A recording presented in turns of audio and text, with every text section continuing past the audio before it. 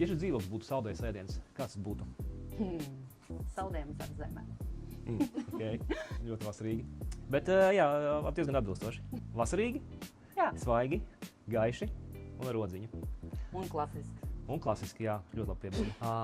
Man ir prieks par to, ka pārdevējs apzinās to, ka īpašuma pārdošanas, jeb tirgus cenai nav nekāda sakara ar to, pat cik dzīvoklis ir pirkts un cik dzīvokli ir ieguldīts. Šis dzīvoklis ir premium klasa klientiem, kas meklē ne vienkārši kvadrātmetrus, bet dzīvesveidu.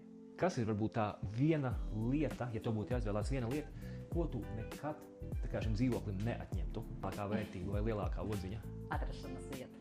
Plašums, vīnskapi un balkons. Kas ir tās lietas šim dzīvoklim, kuras nav iespējams nodot ar sludinājumu, ar fotogrāfiem, ar aprakstu? Tas ir maigums, tas ir klusums un tas ir tā vēsturiskā apkārtne. Un es jau piebildīšu prestižam. Jā. Prestižs ir tas, Prestižs, tas ir, jā. tā sajūta, ka tu dzīvo vienā no Rīgas prestižākajiem rajoniem. Mēs skatāmies debes puses, tad dzīvojamā istaba ir ar logiem uz austrumiem, attiecīgi rīta saule, Jā. kad ir brokastis, kamēr no rīta vēl cilvēki ir mājās. Un tas virziens ir rietumi, tas nozīmē, ka te būs vakara saule. Un kā dzīvoklim ir tāds perfekts izvietojums pret debes pusēm.